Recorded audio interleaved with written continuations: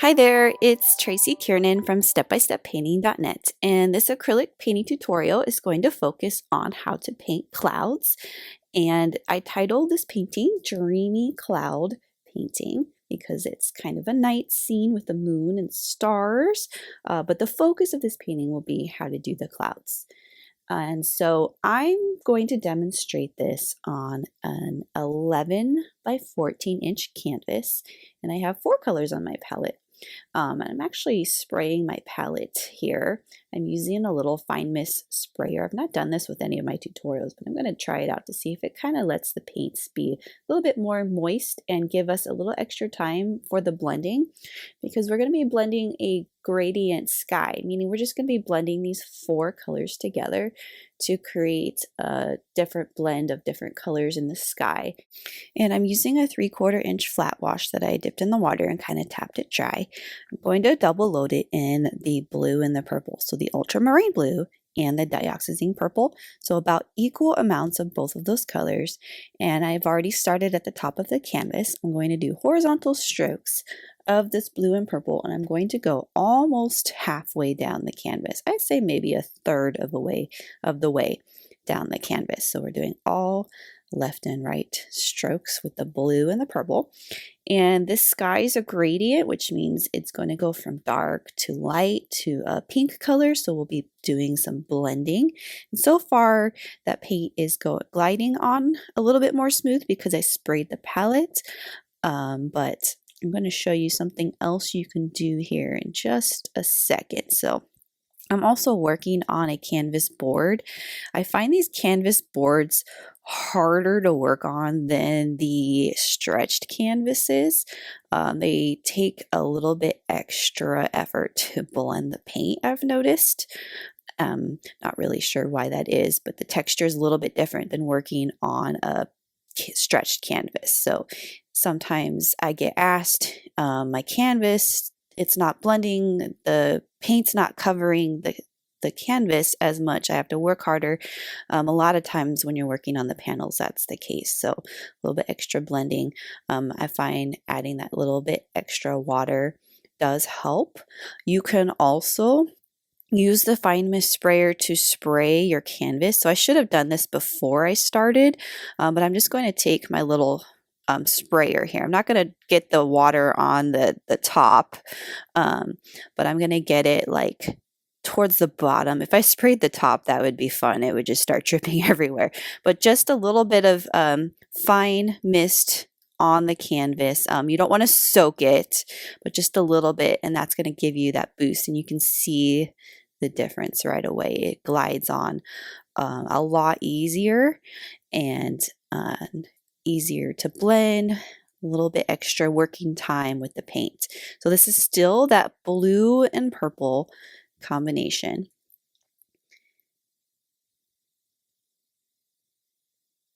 By the way, you can use any spray bottle if you want to try that technique. I recommend fine mist so you don't have big water droplets all over your canvas. Some of my tutorials I've even like started with a wet paintbrush and applied a thin layer of water to the entire canvas with the wet paintbrush, so that's something you can do. I am about halfway down the canvas. I said a third, but I did go about halfway.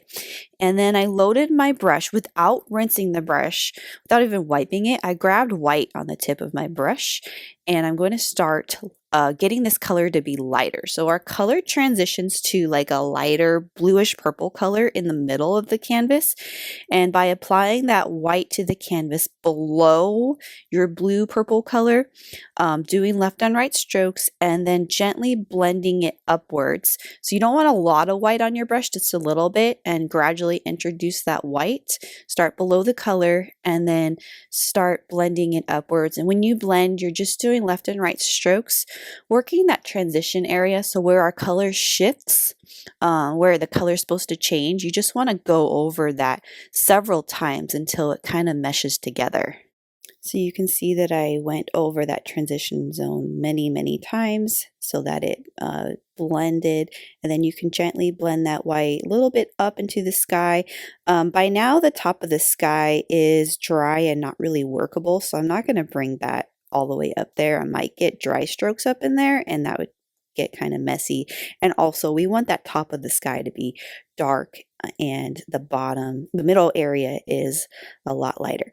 So I'm going to continue down and I'm adding more white to my brush. So I'm going to bring this white further down.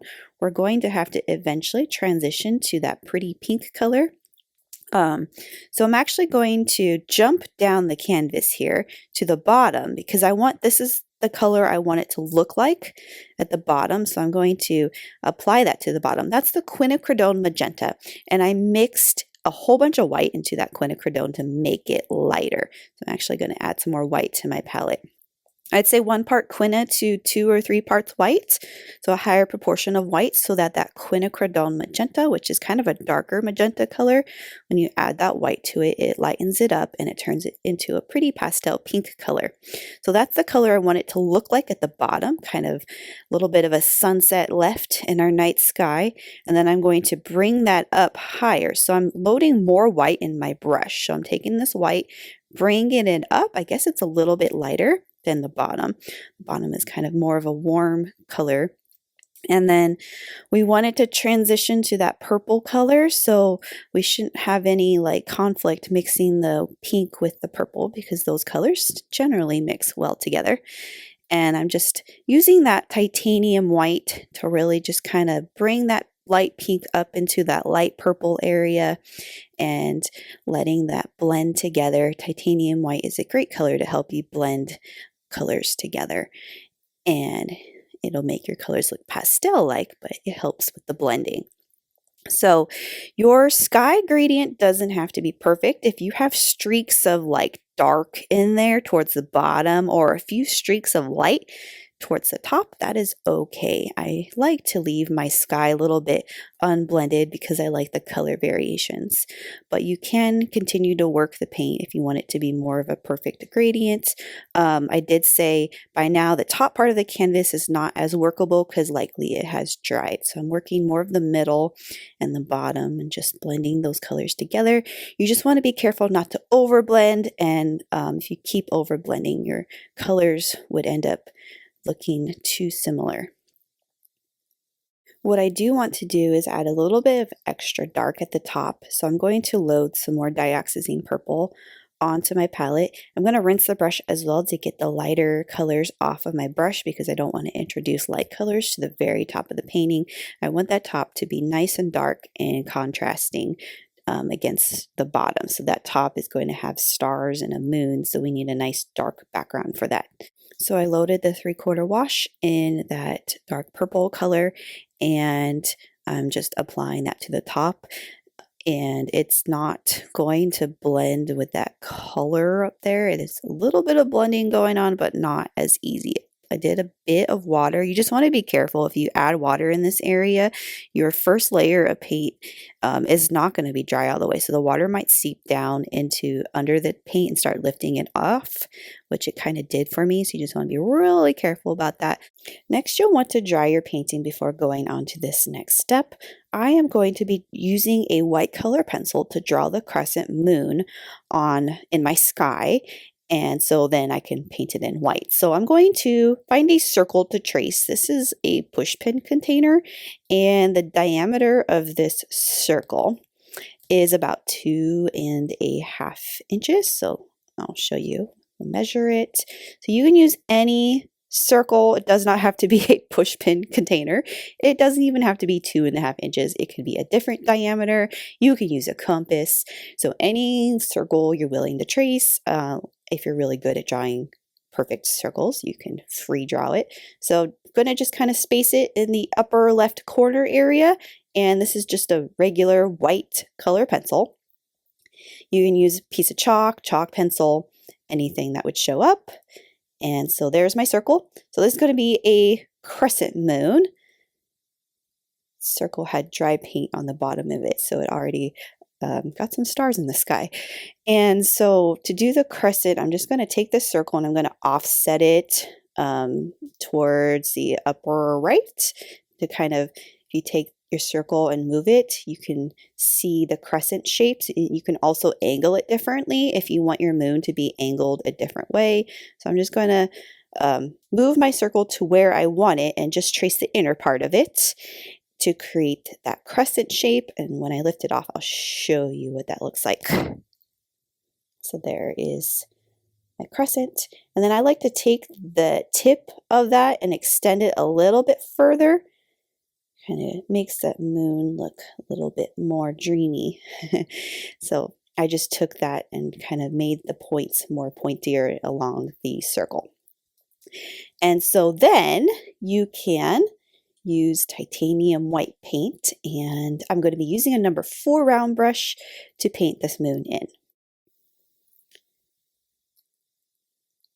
So there's nothing fancy about this. I am literally just painting that shape in solid white. I'm not doing any shading or textures or anything like that, mostly because the focus of this painting will be on the clouds. So we're just going to keep the moon simple. Just going to take that white in the round brush and paint that in solid white. If you want a smaller brush to get into that small little tip corner of the crescent, you can, or you can just use a very light hand and only have paint right there on the tip to create that really tiny little point.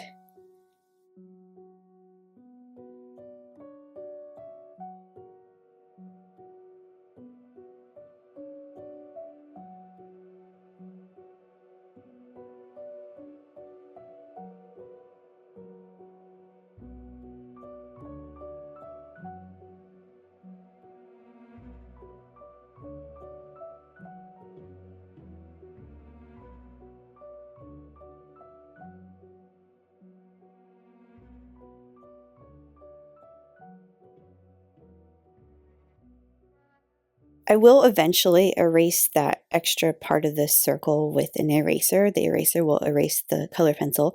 You could also leave it there if you want the little slither of light showing next to that circle of the moon. You can do that if you like that style, but I'll eventually erase that with an eraser later. So next we are going to do splatter stars. If you've never painted with me, the way I do splatter stars is I take an old toothbrush and I apply water to it using my finger, and then I use my finger to apply the white paint to it. This is because the consistency of the white paint should be thin, not dripping, but not thick. So I find that helps with the consistency of it. I highly recommend, if you've not done the splatter yet, to test it out on another surface to get your consistency right first, because you don't want to ruin all that hard work you did by making stars that are going to drip down your canvas or that are going to be too thick and have like not the right shape of star. Unless you want shooting stars, that would look kind of cool. But that's just how I do that. And we'll add some more stars with our round brush later. Next, I will be demonstrating how to do these dreamy clouds. And so I have found the number 12 bright brush. So that's this brush right here. This is the brush that I like to use for clouds. It's a small flat brush. You can see the bristles have gotten kind of beat up because I dry brushed these clouds, so I really beat this brush up doing these kinds of clouds. But I find the flat brush easy to do this cloud technique with that I'm going to demonstrate for you. If you have another brush that you like to use for clouds, like a round brush or even a filbert brush, which is like a flat brush with a rounded tip, you can use that brush instead. But I just got accustomed to using this flat brush for this particular cloud technique, and I'm going to just go ahead and demonstrate that for you. So with these clouds, we're going to do multiple layers of different colors, starting with our darkest layer. And so I'm going to load my palette with some fresh Dioxazine Purple and a little bit of Mars Black. And if you need to freshen up your titanium white, add that to the palette as well. I am going to mix a grayish purple color on my palette. So I'm going to grab about 2 parts Dioxazine Purple, about 1 part black, and about 2 parts white. And I'm going to gradually add in a little bit more white or a little bit more black if necessary. This should be kind of a dark to medium grayish purple.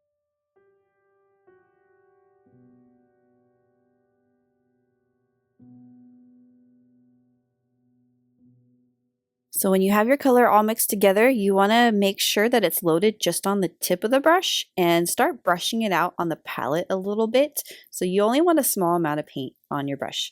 I'm going to demonstrate the stroke technique on the back of my canvas. Of course, this is going to look different because this is not canvas I'm painting on, and also it doesn't have the background color, it's white.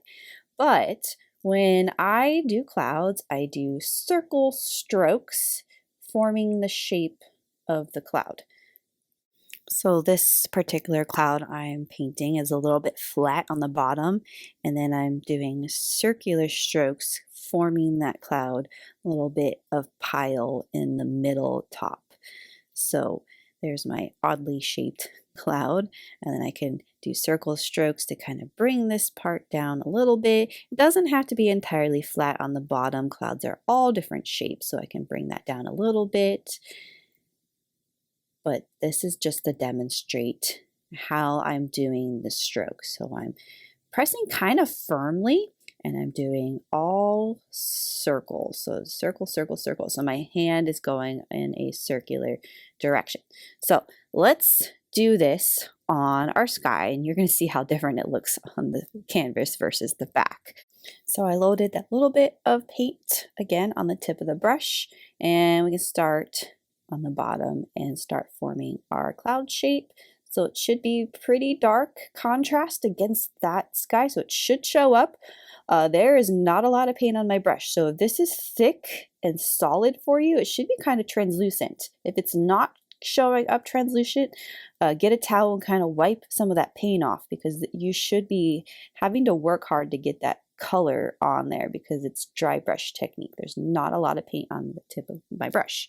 So again, I'm doing that circular stroke thing that I was demonstrating on the back, and I'm forming the shape of the cloud. So the cloud has a little bit extra pile in the middle.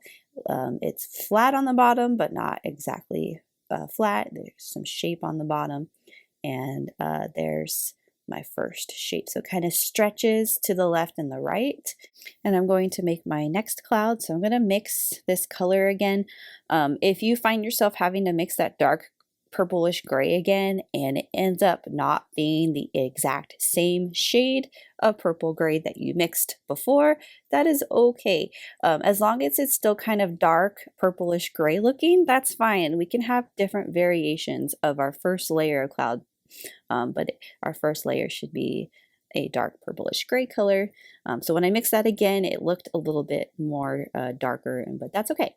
So we're going to do this again. Same technique, rounded strokes using just the tip of the brush, forming the middle pile of the cloud and then kind of forming it down. And this cloud is going to kind of go this way. Going to have a couple piles on it. It does help if you bring up pictures of cumulus clouds on Google Images, so you can observe the shape of the cloud, and you can kind of look at that as you're forming your shape. So with this one, I kind of did the outline of it first and then filled it in. And you'll notice that your grays are going to look different throughout the canvas. I know this gray was mixed a little differently that time, but it looks different against the pink versus the darker colors too, which is kind of cool. And like I said before, and I'm going to keep stressing this technique does not allow you to put a lot of paint on the brush. So there should not be a lot of paint on your brush. Have a towel handy to wipe it off so that you don't have excess paint on the brush. You should be working hard to create those strokes because there's barely paint on your brush. So you can either wipe it off on your palette or on your towel so that when you paint, it should be kind of see-through and translucent and kind of scratchy and feathery versus solid and thick. So I'm going to do this next cloud, pressing kind of hard with this brush, circular strokes, forming the shape. So I usually do like the pile of the cloud first, that middle part that kind of builds up, and then I form the bottom of it. The bottom is flat-ish, but not like perfectly horizontal flat. Some little pieces of clouds can dip down. So you can see some of that sky is still showing through because the paint is not thick at all. It's a thin layer of paint. So I have to work really hard to even get that paint to show up because there's hardly any paint on that brush. So I'm going to mix my color again. Does not have to be the same exact shade of purple gray. Wipe it off on my palette to make sure there's not a lot of paint. When I apply it at first, so you can see this one actually turned out darker. I'm actually just going back in with some more cloud shape in there. But test it out first and then see if it's got too much paint on the brush. If it's too much, then wipe some of it off. I just made that cloud a little bit darker. Didn't intend for there to be a different shade in there, but it kind of worked out having it go from a little bit darker. We're supposed to be going from dark to light here. Then I'm going to do another cloud. So another thing that I'm going to bring up with this particular cloud painting is our clouds are bigger and have more shape at the top and are flatter and kind of more stretched on the bottom. It'll give your sky some more depth to have our clouds be smaller and more stretched on the bottom. So kind of keep that in mind. You don't have to do it that way. If you want big fluffy clouds everywhere, then you can do that.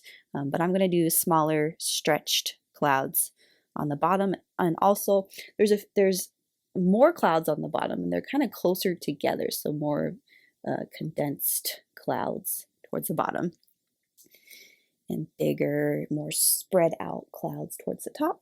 So I'm just doing little ones, same technique, same shade of dark purple.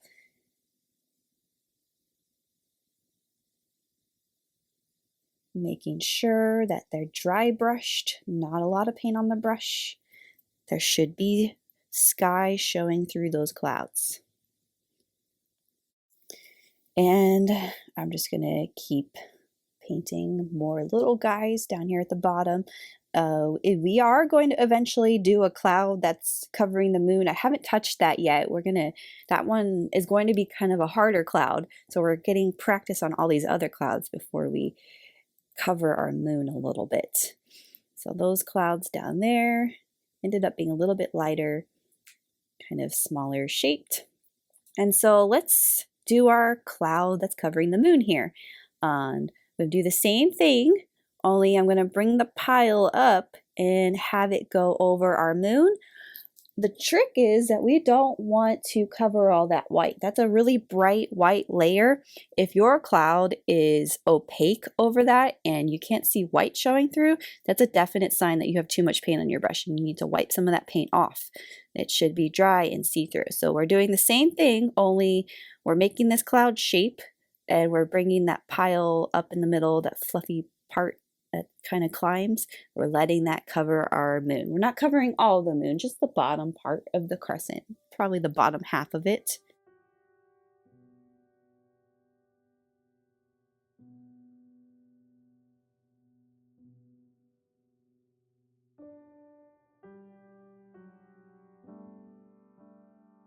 I'll bring this cloud up here, so maybe this part of the cloud is climbing a little bit higher. Maybe some of the cloud down here starts a little bit lower and has maybe some few very thin pieces. And then I'm going to do one more little guy down here at the bottom and I will show you how we're going to do the next layer. So our next layer is going to be a lighter version of this layer. So we have our same color, our same grayish purple color, but we're going to add white to it to lighten it up. So that's that grayish purple color on my palette. I grabbed some white, lightened that color up, wiped it off on my palette or towel so that it's dry brush, and I'm going to test it out. So you just want to be careful because this is especially important that we don't have a lot of paint on our brush, because if it's too white, it's not going to look fluffy or blendy or anything like that. It's just going to be too opaque. So I tested it out right there real quick to make sure that was going to be a good color, and it is. I'm going to do the demonstration in the back. So we're only doing the upper left part of our clouds, and you can use your finger to kind of blend it, but because it's dry brush, it's not going to blend with our finger very well because there's not a lot of paint to smear and blend together. So we're doing circular strokes again, but we're not covering all of that dark cloud. We're just doing upper left part of the cloud. So here's the pile. So that moon would be making light hit the cloud right there. So that's why I'm doing upper left part of the cloud. Circular strokes. This is highlighting our cloud. So right here, circular strokes. Not covering that dark part. That dark part is giving us depth in the cloud. We don't want to cover that up. And you can see what's happening already when we're highlighting this cloud.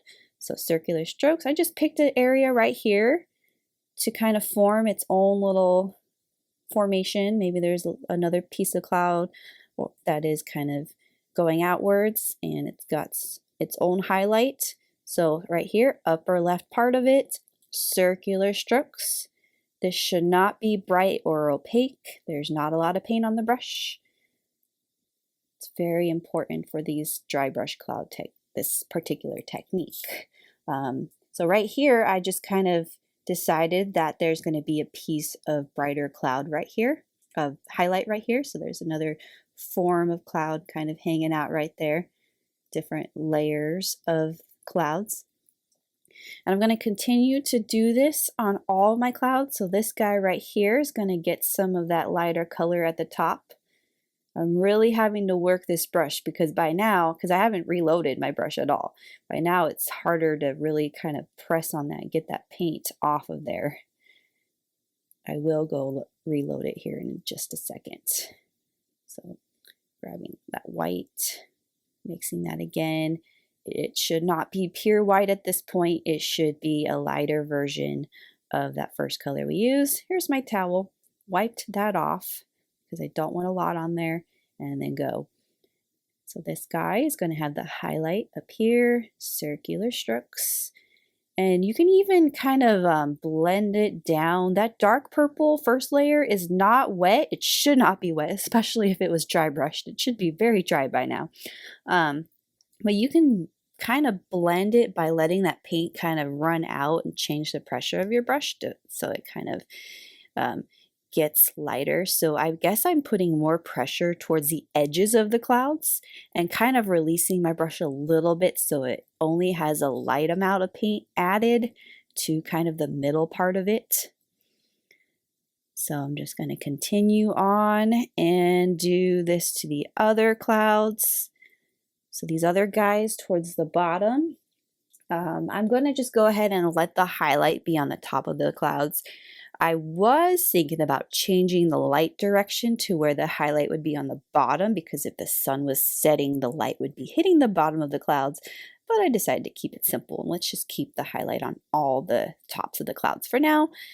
And then we're going to do our next layer. So our next layer is going to be a lighter version. In fact, this is almost titanium white, but not quite. In other words, I dipped the tip of my brush in just the white and kind of just let whatever was left on my brush blend with that. And we're going to do this on, I'm going to dry that off because that was too much paint right there.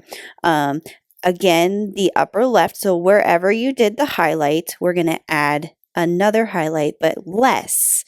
So I'm not covering all of that lighter gray highlight. This is much less, but the same type of stroke, a circle stroke, letting the far edge of that cloud be bright and letting that paint kind of run out and letting that kind of blend. You can try using your finger to kind of smush it, but because this is dry brush and there's only a small amount of paint, it is going to be hard to blend with your finger.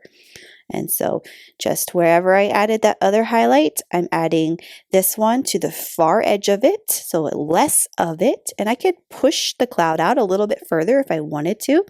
so that it has its own little trail going on with the brighter white color, but I'm not going to push it out too far.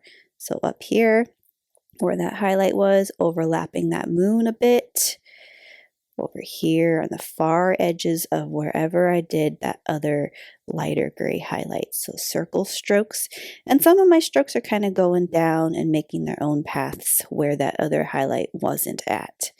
And then to kind of blend it, you can kind of take that color and kind of go over the darker part a little bit. So top part of the cloud, circle strokes. I blended that one down a little bit further.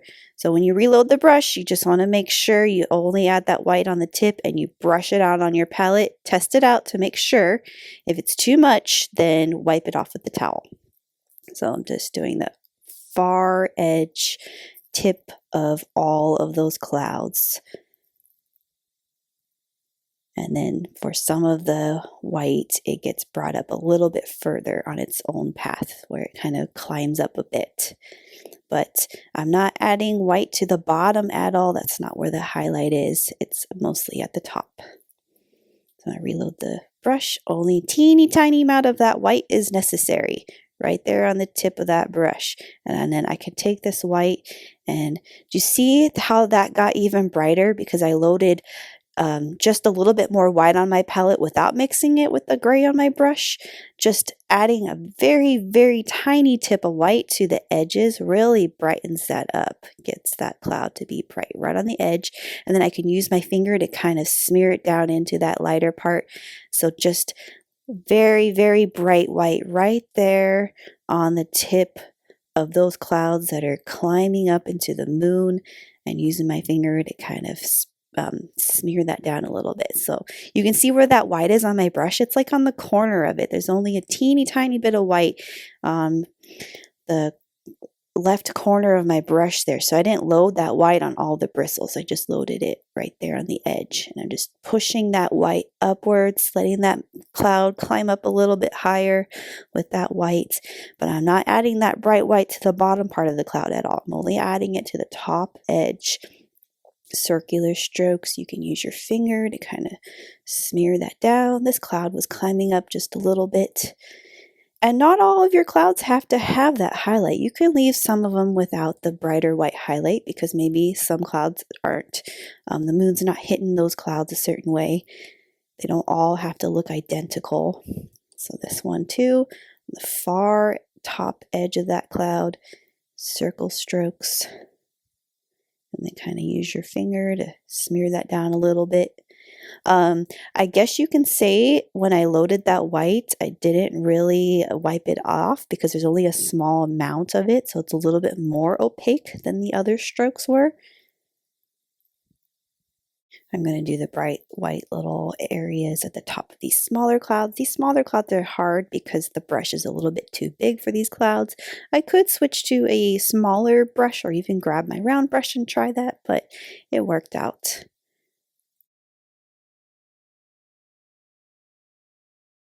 And I can keep going with this if I want. Keep adding more white and building these clouds up, making them brighter on the side, blending them a little bit more. You just want to try not to overwork it too much.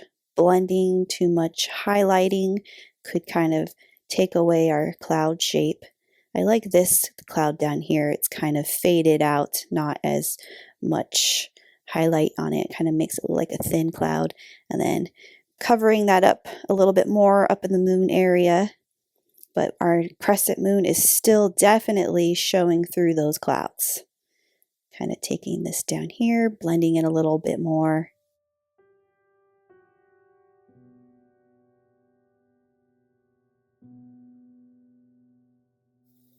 And I'm going to add some more fluffiness up at the top over here. Maybe some of that white goes off the edge a little bit and the cloud gets kind of thin at the top. Adding a little bit more, kind of down towards the bottom. If you decide that you want to add more clouds, then you can go back through the process again. So I decided I was going to add another cloud down here lower left area, kind of the middle left area where there's a big blank spot, decided to add another cloud. So that just means you start all over again, starting with your medium gray purple color. So mixing that color first and doing the same technique all over again. So I'm just demonstrating that here, making a kind of a medium to small cloud. I start with the horizontal part, and then I do the pile, let it kind of climb up a little bit, and the part below it kind of climbs down a little bit, but stays flat for the most part. So this part down here is flat and stretched. This part up here climbs up a little bit and makes a unique shape. It's dry brush and see-through. And I'll speed this up a little bit.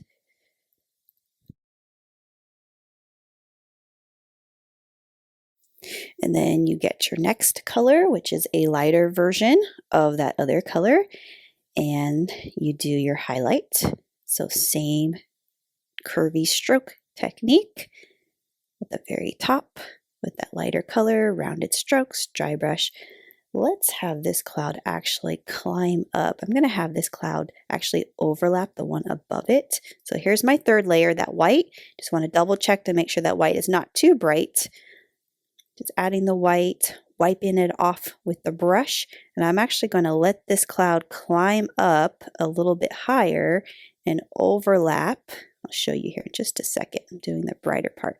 It's overlapping that cloud up there. I'm having that cloud climb up a little bit, so we have an overlapping cloud going on here. So if you wanted to overlap your clouds, that's something you can do.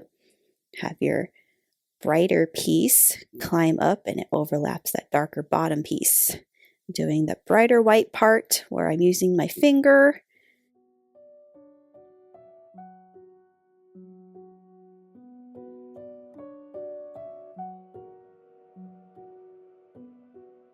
I'm going to go back in here on some of these clouds that are closer to the moon and add just a few more brighter white edges to them. I imagine if that moon was shining on those clouds, shining its light on those clouds, the edges would be fairly bright.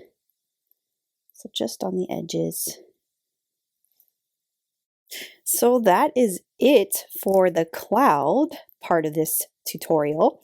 Of course, I have to add some fun details to this. So what I'm going to do, I'm erasing that part of the moon. So I did that with just a regular eraser that color pencil erased. I'm going to add some more stars to my painting. I know we did the flicker stars with the toothbrush, but I would like to use a really small round brush. This is like one of those very detailed fine paint brushes. It's a 10-0 round brush. It's actually not in the best shape, so I kind of struggled with this brush, so bear with me. But I like to make some blurry stars in the sky. So what I'm doing is I'm dotting the brush and using my finger to smear it. It makes it look like it's a star that's super bright and glowing. So the glowing piece is when you take your finger and you smear it, and then you add another dot on top of that. Another thing to give it that celestial galaxy effect is to make some brighter stars in clusters. So our stars are kind of spread out sort of evenly when we did the flicker brush, the toothbrush splatter paint, but using this brush to manually paint our stars to have some in clusters is going to create that more of a galaxy effect. So I'm just going in there, smearing some of the stars, doing some, you can even do constellations if you want to do that. If you want to do like a diamond star with the little beams hanging from like a star shape, I'll show you what I mean by that in a second. And I'm just, even down in the sunset area, you would have stars that might possibly be showing.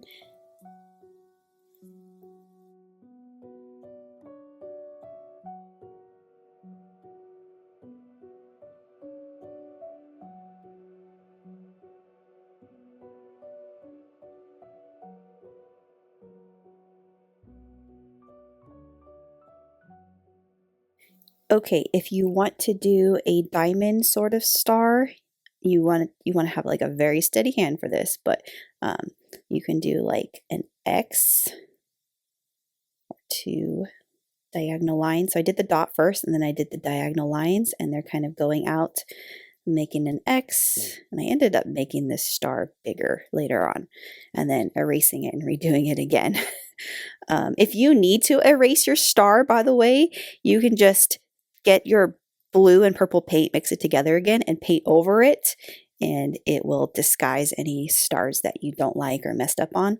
So this one, I did the diagonal lines, and just bear with me because this particular brush I'm using, the bristles are a little bit frayed on this. So I have to take my finger and kind of pinch the bristles to get them to cooperate with me.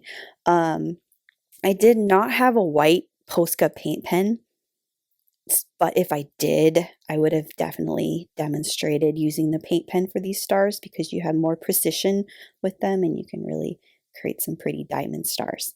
So you can do as many sparkle diamond stars as you want, or if you don't like the look of those diamond stars, you don't have to. So this one, this area, I didn't like how that looked, so I just did purple and blue paint on my finger and just went over that. It's a good way to erase any stars that you feel like you don't like. Added more beams to that one. Ended up not really liking how that looked either. So I'm going to extend this higher. Turned into a very large star. So some of if you like that style, I just extended those to go higher, but I ended up erasing it later and like redoing it. So that is basically it for this tutorial. The focus was the clouds. So I hope that, I know clouds are so challenging, but I hope that the technique I demonstrated can help you with learning how to paint clouds, especially this pretty night sky scene. So thanks for watching and thanks for painting with me.